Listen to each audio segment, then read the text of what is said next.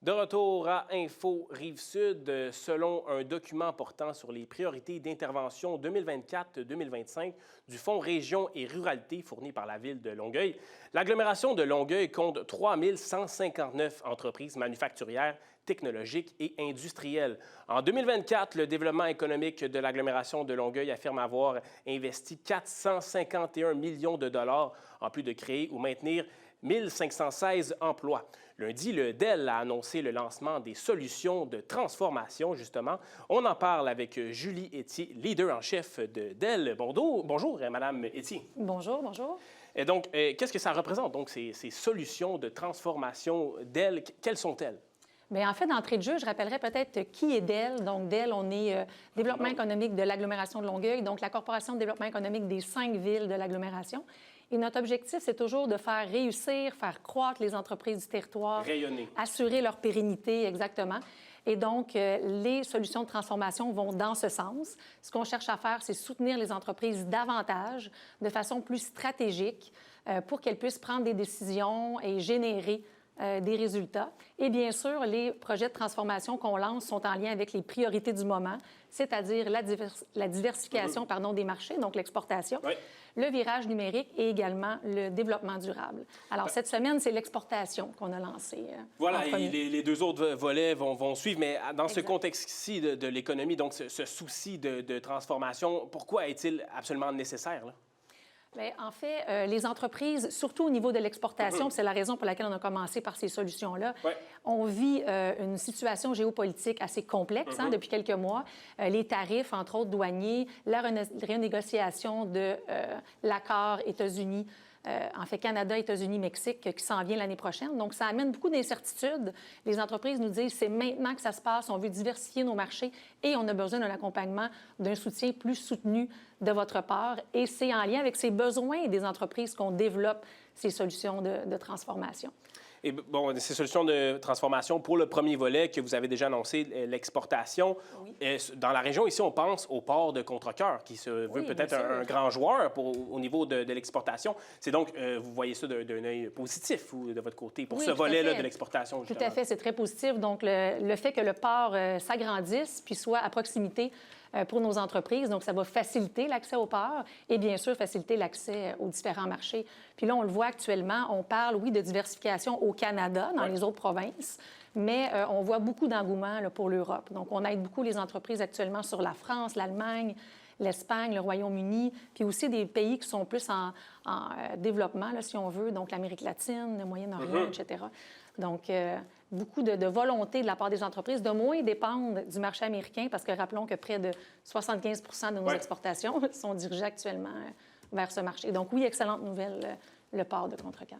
Parfait. Au niveau de la transformation numérique, qui sera un volet qui sera lancé plus tard, de ce que je comprends, c'est une priorité aussi pour aider les PME de la région à être plus performantes. Oui, exactement. Puis pour différentes raisons. D'abord, on parle toujours pas de pénurie, mais en tout cas de main-d'œuvre qui est toujours très rare. Donc, automatiser, robotiser, ça permet aux entreprises d'utiliser leurs ressources humaines pour des tâches qui sont moins répétitives, qui sont plus valorisantes. Donc, pour ce volet-là, c'est très important. Puis au niveau de la productivité, et toutes les études le démontrent, on est beaucoup moins productif que beaucoup d'autres économies là, quand on se compare. Et il faut être productif si on veut améliorer notre compétitivité, développer des marchés, etc. Donc, oui, c'est une priorité, le virage numérique. Et virage numérique, ça me fait penser à SACLIC, le fameux fiasco du gouvernement provincial. Rassurez-moi, il n'y aura pas de dépassement de coûts, malgré que ça peut occasionner ça, comme on l'a vu lorsqu'on fait des transformations numériques, des virages. Oui, tout à fait. Dans le cas de SACLIC, c'est sûr que c'est un projet qui est vraiment majeur, mais c'est un bel exemple de dépassement de coûts dans un projet de technologie de l'information. Alors, nous, ce qu'on fait pour le virage numérique avec notre Digifab QG, qui est propulsé par DEL, en fait, c'est qu'on aide les entreprises à faire un diagnostic de leur entreprise, puis à identifier quelles sont les technologies qui devraient être implantées en premier et qui vont avoir un retour sur investissement le plus rapidement. Parce que malheureusement, on voit beaucoup de PME se doter de technologies qui sont beaucoup trop complexes et lourdes à implanter pour leurs besoins. Alors, notre rôle, c'est d'être neutre, aucun parti pris pour une technologie plus qu'une autre et de présenter les différentes solutions aux entreprises. Donc, un service qui est très, très populaire également. Et finalement, le dernier volet, c'est celui du développement durable qui sera annoncé également plus tard. Là, on parle surtout d'un enjeu de GES de ce côté-là? Oui, en fait, notre objectif, c'est vraiment d'aider les entreprises à diminuer leur empreinte écologique. On a déjà une offre en la matière où on aide les entreprises à faire leur bilan carbone, par exemple, ou à obtenir des certifications comme celle de BNQ 21 000. Donc, on est très présent. Et il faut dire que ça devient un incontournable de s'intéresser au développement durable parce que toutes les parties prenantes exigent de la part des entreprises qu'elles s'y intéressent. Je pense aux jeunes qui entrent dans les entreprises et qui souhaitent travailler pour des employeurs qui se soucient de l'environnement. Les clients qui exigent de leurs fournisseurs de diminuer leur empreinte écologique, les bailleurs de fonds, etc. Donc, ça devient vraiment une nécessité pour nos entreprises de s'y intéresser, raison pour laquelle elles nous ont demandé de les accompagner de façon plus étroite sur cette thématique-là également. Et ces solutions, quels bénéfices elles engendreront là, pour les PME de l'agglomération de Longueuil? Plusieurs bénéfices. En fait, notre objectif, c'est de faire en sorte que ces solutions-là aident les entreprises à avoir un chiffre d'affaires plus élevé, donc une meilleure rentabilité, qu'elles diminuent leur empreinte écologique, qu'elles soient plus productives, qu'elles soient plus résilientes également. Donc, les objectifs sont multiples et bien sûr, les retombées vont dépendre de comment les entreprises embarquent dans ces projets de transformation-là.